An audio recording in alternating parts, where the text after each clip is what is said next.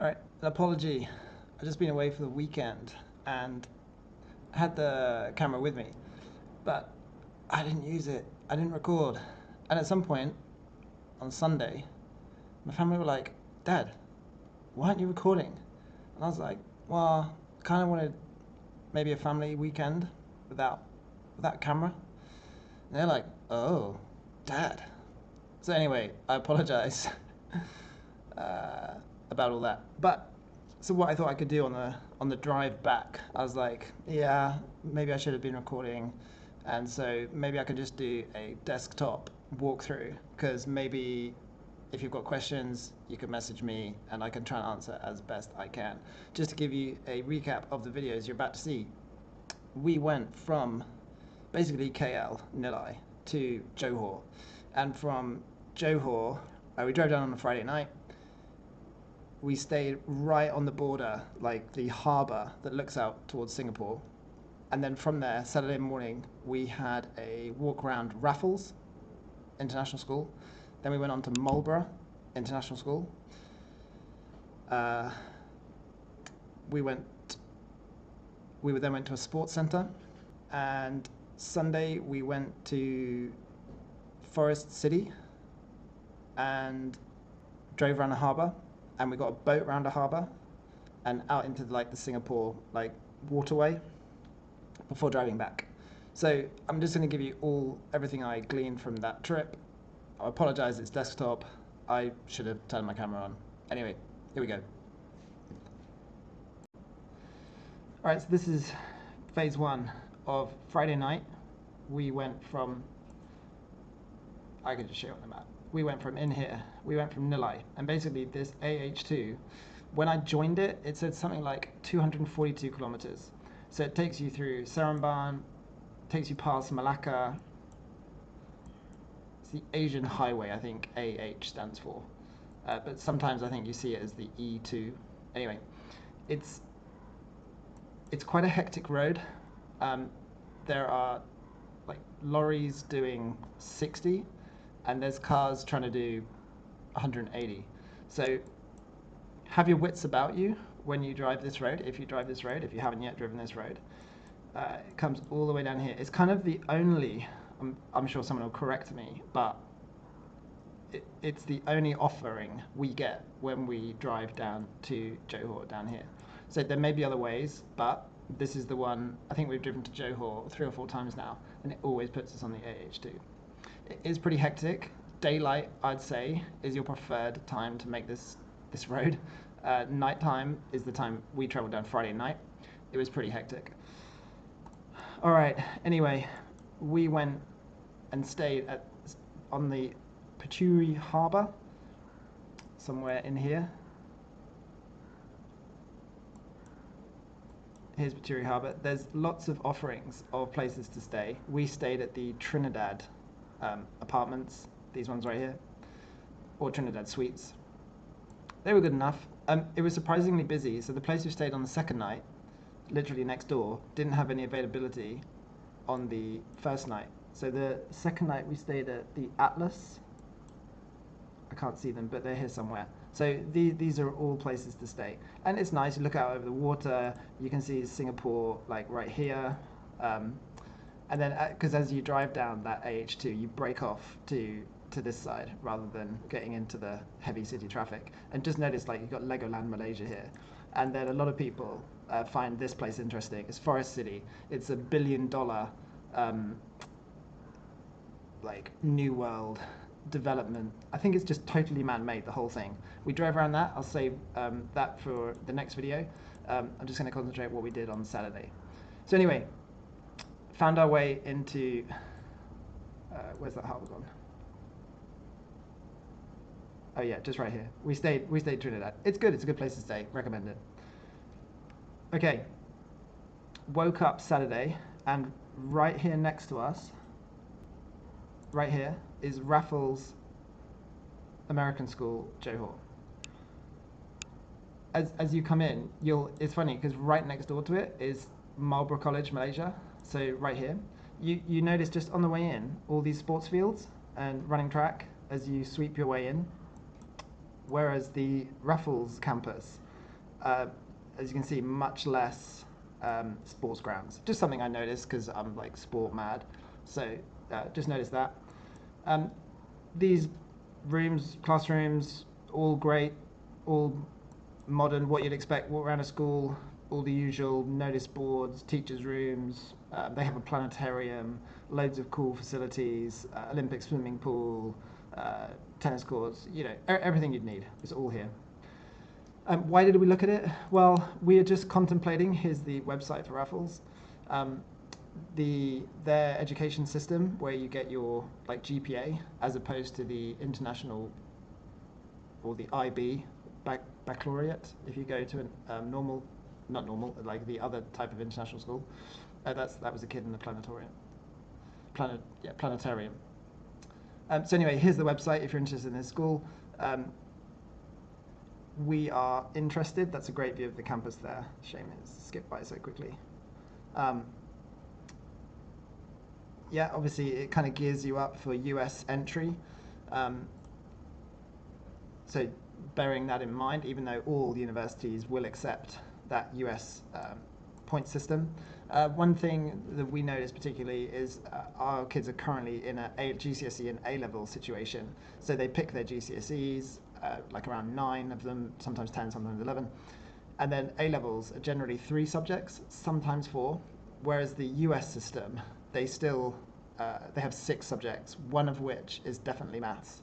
And I kind of like that because maths is so essential, at least I believe it is, for later on, that keeping that until you're 18, I'm wondering if that's a way to go. Obviously, any English kid can drop maths if they want to, but any American kid can't. So it's just something to bear in mind. Anyway, that's the campus. I'm sure if I...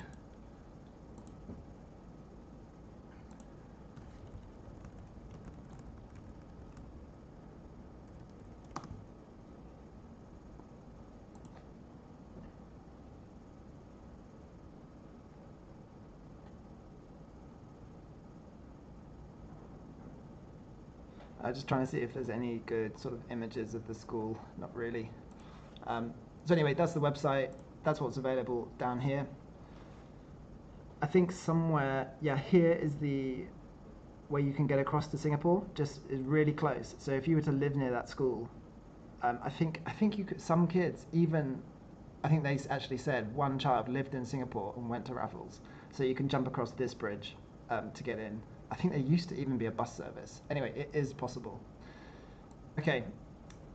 And I noticed here there's University of Raffles is there. We didn't look around that. Anyway, then we went on to Marlborough College, just next door. I mean, it's kind of, they probably know you're doing the rounds.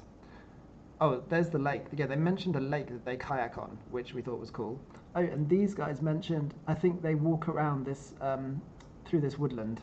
They said they had carved out like a walking area. Obviously, they've got the baseball court there, track. Yeah.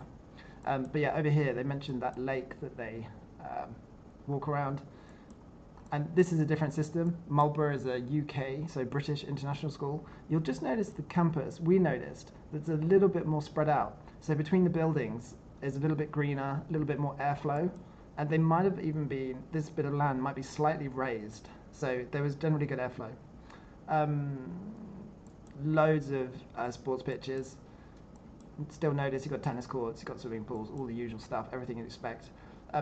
I believe the student count at Marlborough is around 1,000, whereas I believe the Raffles, they said was around 500 to 600.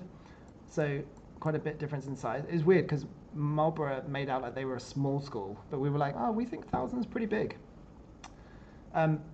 Both the Raffles person that showed us around was lovely, and likewise, so was the Marlborough person that showed us around. Sometimes I get you get a feeling for the people you meet, but they were both like really nice. So that was a pleasure. And both, we had literally got appointments the day before, so we were really grateful that they were able to like pull out the stops because they've even broken up. That someone was willing to like spend an hour with us at each campus. So that always goes a long way. What else to say? Here's the Marlborough College website. There's the campus for you. Oh, that's a nice aerial shot. Oh, we asked if this is interest to you, kind of who makes up the main demographic. Again, they're probably going to tell you what you want to hear. Raffles said a high percentage were Chinese coming here, and Marlborough said a high percentage were Malaysian. So kind of pinch of salt, but just something to consider. They obviously all push for the general language kind of everywhere to be English, because I think they know that the reason you send your kid there is if English isn't your first language, that they want you to become very fluent in it. And obviously, if your first language is English, you want your kids to feel like ours, like English is the language of the school. So both kind of pressed on that point that English is the language, and the teachers are obviously speaking English, and so on. So, where's the Marlborough? Here you go. Yeah, nice big campus. Kind of campus reflects the number of students. All the usual stuff on this website, that's the one you want to go for. And for Raffles, that's the website you want to go for. And yeah, we had a lovely tour of that place, which was great. So if you want to follow in our footsteps, we'd do the same again. Puteri Harbour for some place to stay. Book yourself an appointment at both those colleges, at Raffles and at Marlborough. We didn't look at anywhere else. I don't know if there are other international schools down here. Actually, I think there are. I think they said there was one. Oh, there you go, Invictus, literally next door. So yeah, there's another one right there. In terms of places to stay, we heard that East Ladang is very nice and very popular. So yeah, Ladang Heights. So I believe this whole area here is very popular. So probably kids from both schools, their parents will live in here somewhere. Wow, just looking at, these are houses with great big plots of land. That's interesting. We didn't drive around those, but that'd be interesting. I think our friends, we had some friends down in East Ladang, so they were in here somewhere. And we got the distinct impression that as we got closer to Singapore, it became more like Singapore. So less litter. It seemed wealthier, if one can judge that from being inside a car. We saw in the place we were staying, the Trinidad Suites, this place, lots of golfers. So someone said there was like 80 golf courses. I wonder if I do a search down here. If I search golf course, search this area, there are, especially in Singapore, there's a lot of golf courses. Anyway, apparently there are lots of golf courses down here. And we saw some guys that were like at breakfast ready for golf.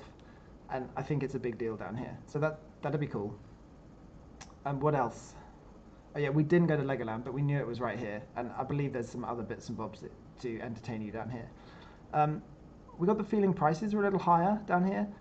We talked about some rents, and the rents, people said that a lot of people that work in Singapore rent in Johor, so that drives up the prices, and just drives up the prices generally because they're earning in Singapore dollars, and they're willing to pay more, and so the nearby market responds accordingly, puts up its rent. I mean, I tried to buy, we went to a cafe, and there just happened to be like some bread on the counter, and the guy quoted me 70 ringgit for a loaf, and I think today from the grocer I bought a similar loaf for 12. So I didn't buy the one for 70 because I thought that was insane, because I kind of had in my mind it should be around somewhere between 12 and maybe up to 20, but I wouldn't spend over 20 on a loaf. Anyway, just little anecdotal stories. All right, that was it. We went to, I don't know where we were for dinner, but somewhere near this Ladang area is a shopping like row, and on it was, actually I might be able to find it if I search Mykonos. It's literally going to take me to Mykonos. Okay. There was a restaurant called Mykonos.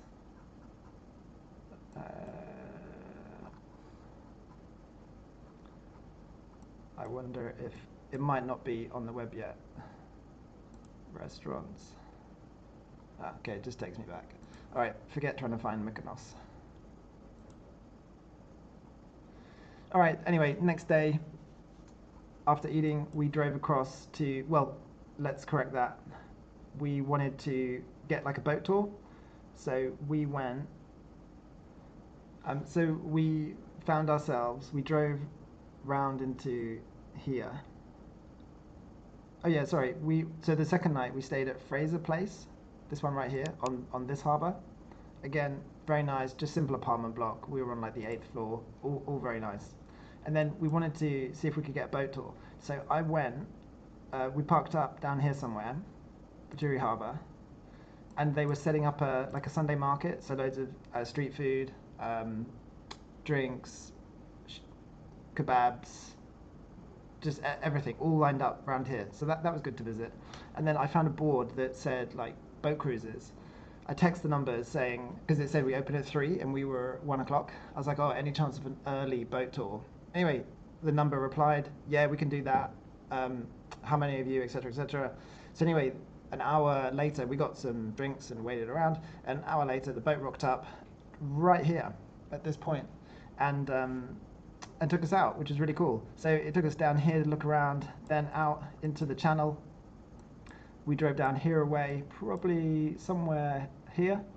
There was some fishing going on, both out in the water by dudes on boats, and on the bank you could see some fish farms. Interestingly, the Bank of Singapore has a fence. The Bank of Malaysia does not, which is something I noticed. We then drove back up this way, past all this, and might have got as far as here before turning back. The trip was meant to be an hour long, so that's kind of about as far as you can make it in an hour. It was good enough. For 5 of us, no one else, it was 500 ringgit. Probably a bit punchy, but considering we were outside of their working hours, they came within literally me texting, I was willing to pay that price. And yeah, it was a nice experience for everyone.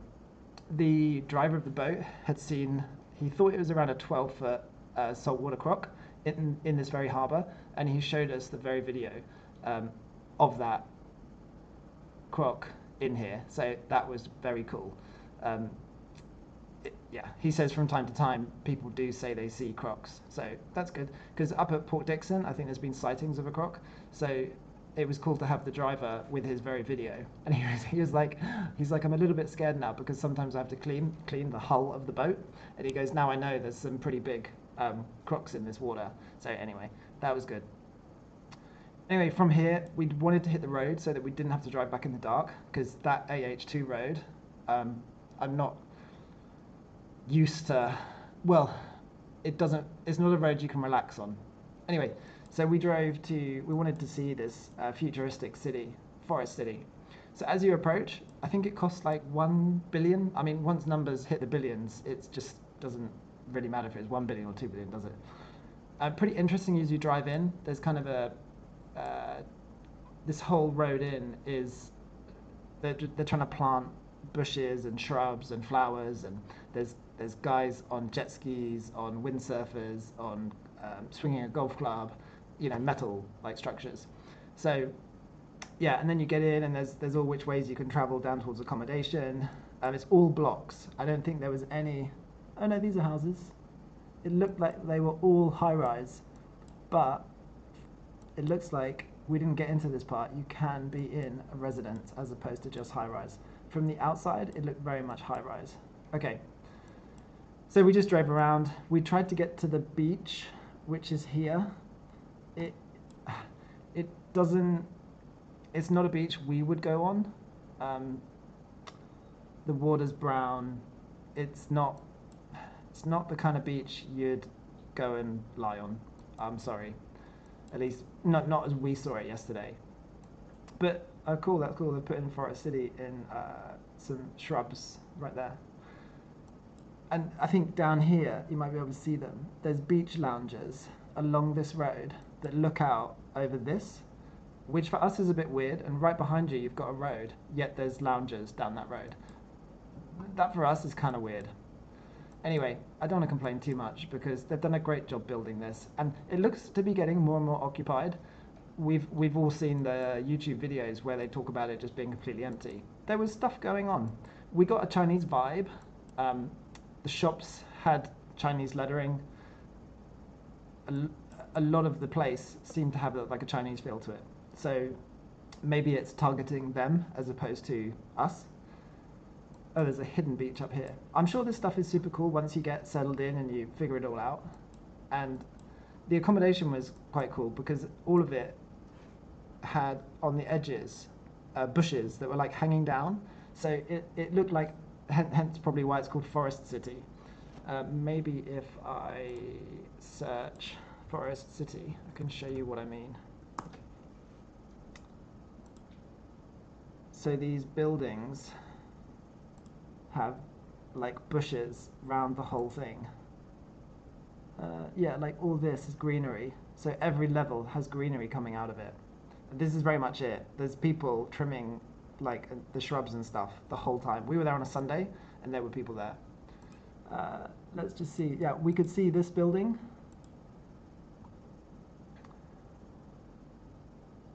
So the water didn't look like this when we were there. It wasn't clear. It was very much brown. So if it got to look like this, yeah, I could see how the beach could work. Because brown water just doesn't appeal as a kind of go and hang out place. This is, you can see this. It kind of looked under construction, but it appears here as if it's very much finished.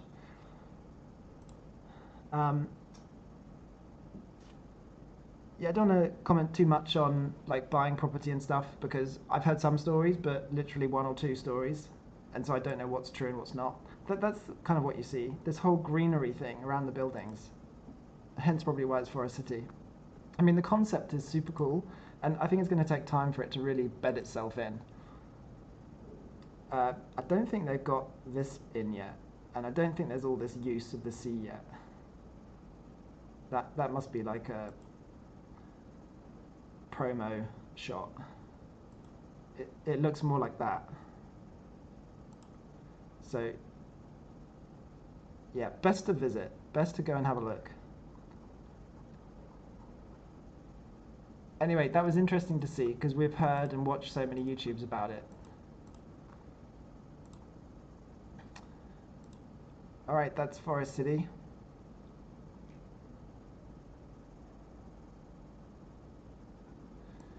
We spoke to one of the teachers about it, and they said they like to nip over, and because it's a duty-free place. So she was saying how she came here to buy some alcohol sometimes. So that was what she did here. And then from there we headed home. The cool bit was from out of here, we took what they described as the second link. Yeah, here we go. So having driven past that link to Singapore, when you come out of Forest City, you join this second link, and it takes you up before you join that AH2 road, which was here. So we skipped around a lot of the traffic by being on the second link road before we hit the AH2. And then yeah, it's a long old drive back all the way past Malacca, through Seremban, before we hit Nilai. That's it. I'm really sorry I didn't have my camera with me. Would it suit a weekend trip even if you weren't looking at schools? Absolutely. We would have hit up Legoland, and I've got a feeling there's a Sea World. Sea something? Was that Sea Life? This one maybe? Yeah, so right next door is Sea Life. There you go. So there's that. You've got the Legoland. Some other bits here. So yeah, you can make a weekend of it for sure. Oh, we even saw this velodrome. That's weird. We drove past that velodrome there.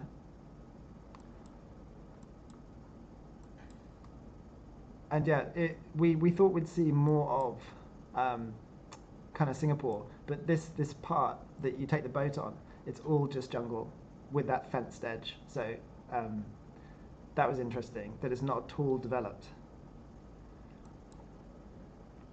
All right, I think I've said everything. That's the Raffles School, Marlborough College, Forest City. Ladang was popular as a place to live. Lots of golf. Puteri Harbour was good to stay at. And yeah, that's it. Again, really sorry, hope that's useful. And see you in the next one.